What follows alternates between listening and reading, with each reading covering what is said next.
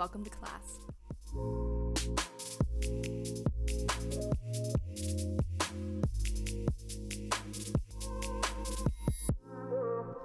Hey everyone, welcome to the 21-day yoga habit with me, Erin Motz. Today is all about the hips and quads. I think our quadriceps, these muscles right here, are kind of an area that we forget about a lot of times. Well, we forget about in yoga, but in real life, they're often very tight, especially anybody who's does any kind of cycling, or honestly, even if you just sit all day, we don't really stretch our quadriceps very often very well. So we're going to be working on that and the hips a little bit today. A block will be optional. As usual, it might add a little something if you are tight in your hips, but if you don't have one, don't feel like you're going to miss out on anything. Just move it to the side for now. We're going to start actually kind of how I'm sitting. So your left knee is going to bend in, your right leg is going to cross on top of that. Now I know you might be super, super high up, and that's okay, but get as close as you can comfortably. And your feet can be pulled in nice and close to you, or they can be walked a little bit further out, depending on what feels best. So just make sure you can sit up tall. Take a big breath in. Relax the shoulders.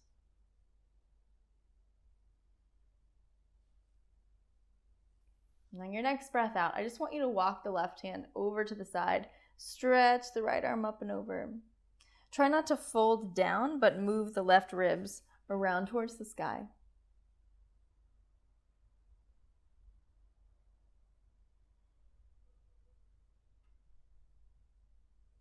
Inhale back up.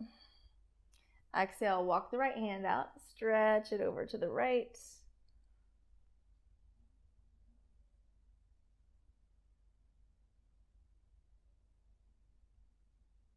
Inhale back up. One more each way. Left side down.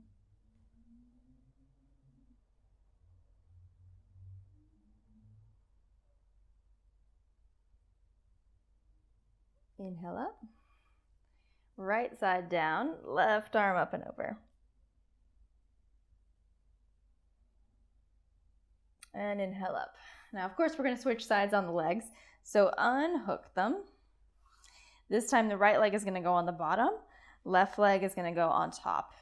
You might notice some difference in range of motion here. Don't worry if one side's a little tighter. Totally normal. Just adjust as you need to.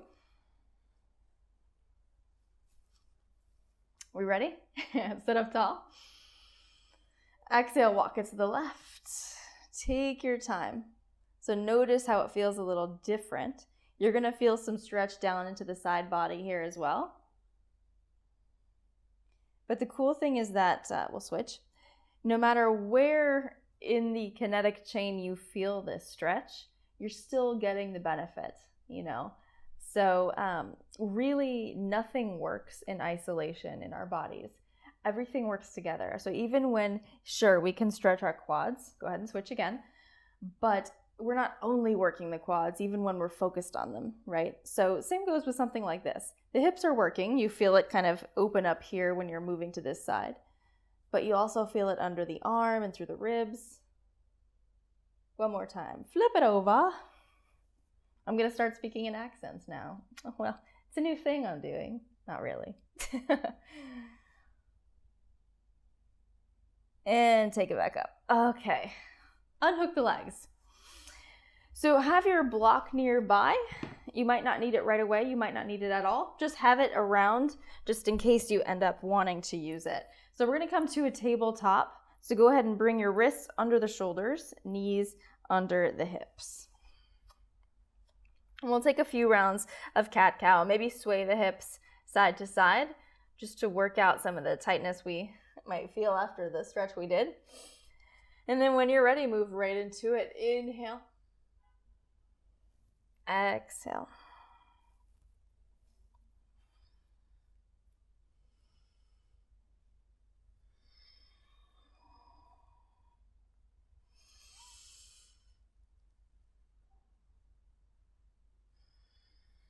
After this last one, I want you to come back to neutral. We're going to try to isolate the hips a little bit here. So again, you're going to feel this in other places other than just the pelvis and the hips, but that's what we're going to bring our focus to. So you know how sometimes we do these rib circles where we move the center of the back. We're really focused on the spine when we do something like this. Here, I want you to focus on the pelvis. So think of moving the hips in a circle. So tucking, rolling open. So just focus on the hips. Of course, the spine is also going to move. The shoulders will also move a little bit too. But you're focused on the pelvis. Make one more circle this way. Pause in the center and then go the other direction. So try to go right, back, and tuck down.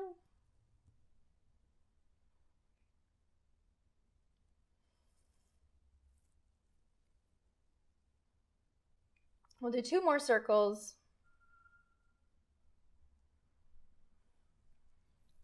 Last one. And come back to neutral.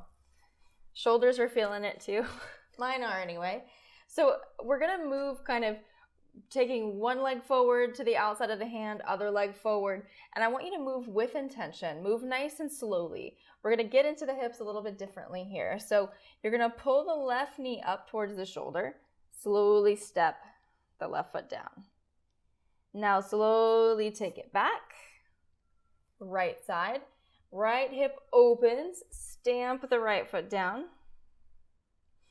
Slowly take it back.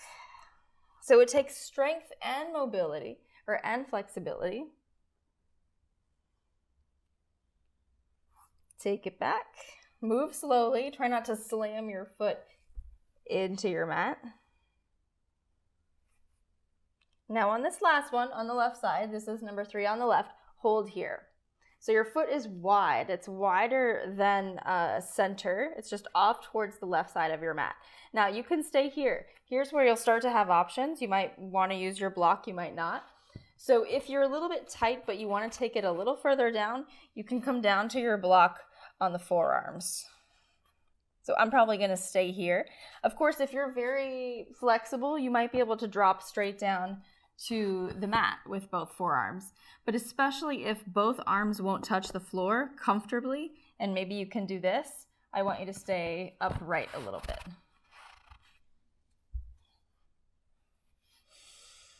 And we just let that left hip open, but keep the foot flat. Let the right hip stay heavy, and draw the chest forward.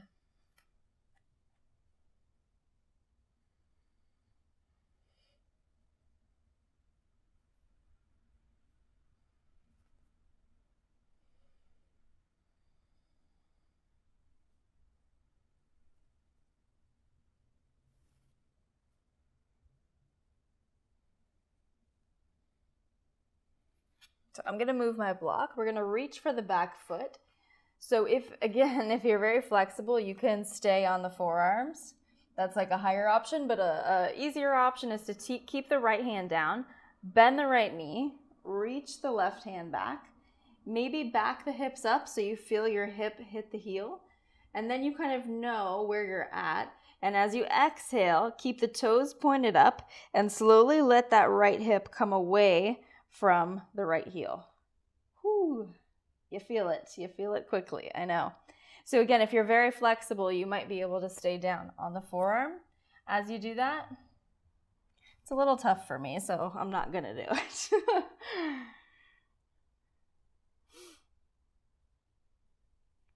If you'd like, you can even turn the left toes more to the side so you have more space in the hips to drop down. Just make sure that the knee is tracking over the toes, whatever direction it's facing. Take a couple more breaths.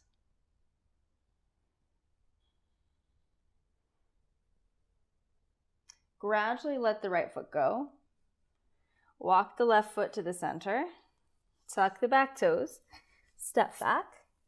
Downward facing. An easy downward facing. Maybe sway the hips. Little to the right, little to the left. And come back to hands and knees. So now we're going to do the other side. So this would be number 3 on the right. Go ahead and bring the right foot up. Sink the hips down. You can stay up on the hands here or come down to the forearms, whatever feels best. And we'll take a few breaths.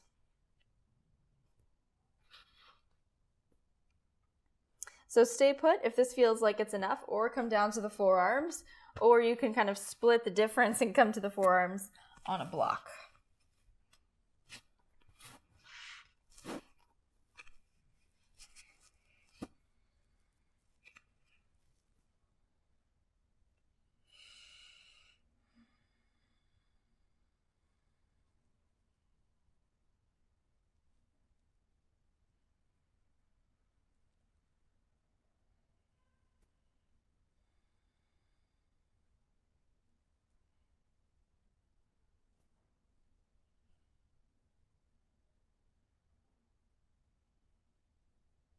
You can stay here, or if you'd like, we can move into the quads a little bit.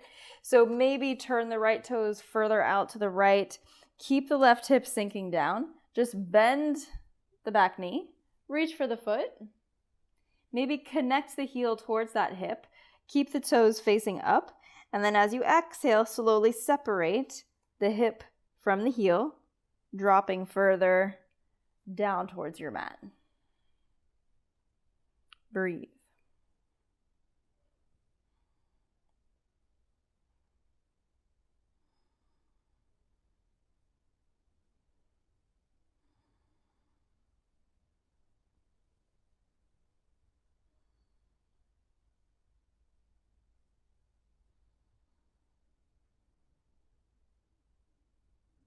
Exhale, gently let go of the back foot. Walk the right foot to center. Step it back, downward facing, just for a moment. Sway the hips, right, left. And taking your time, look forward. Go ahead and come down to the knees and just slide the feet towards the front of your mat.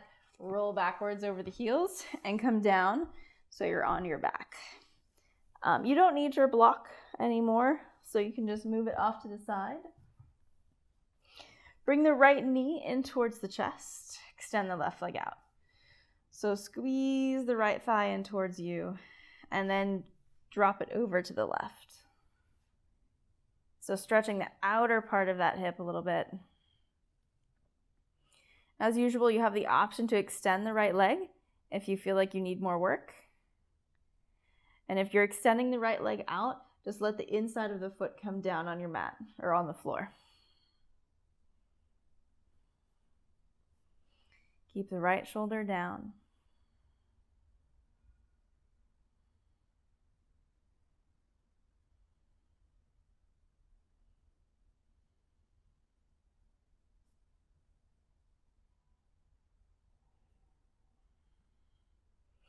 Inhale and take it back to the center. Pull both legs in. So something a little different. We're going to do cow face pose, kind of like where we started, but now you're on your back. So cross the right leg over the left and make sure the knees are stacked. Pull the legs in. Either reach for the shins or reach for the outsides of the feet, but keep the hips down. So this is going to feel quite intense on the outside of the right hip. But again, you can grab the shins instead if it's a little too much.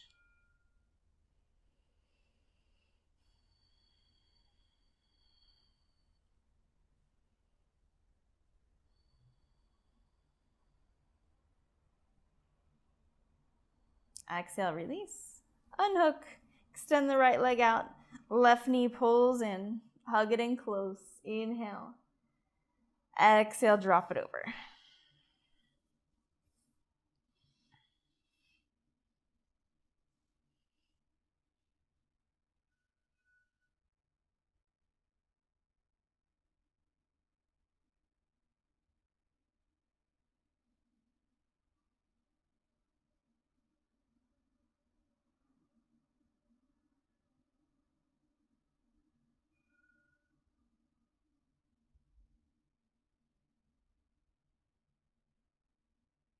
Inhale. Slowly take it back to the center. This time, bend the knees. You're going to cross left over right. You've got options. You can stay here and just hug the legs in, grab the shins, or grab the outsides of the feet. Just wherever you are, make sure the hips stay down.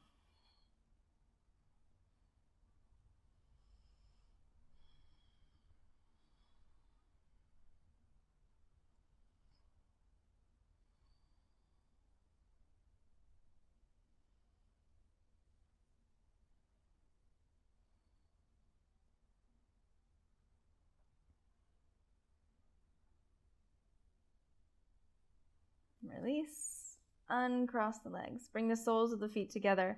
Let the knees drop open.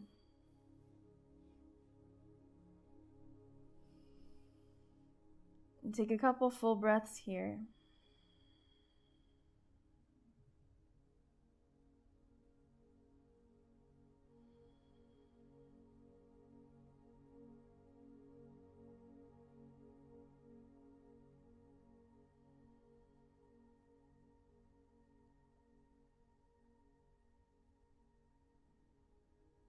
And when you're ready, bring the knees together.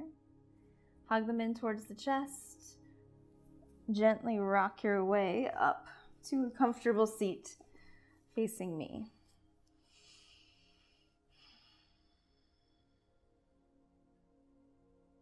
And on your next breath in, sweep the arms up overhead. Pressing the hands together, exhale them right down to the heart center. Let the eyes blink open. Namaste.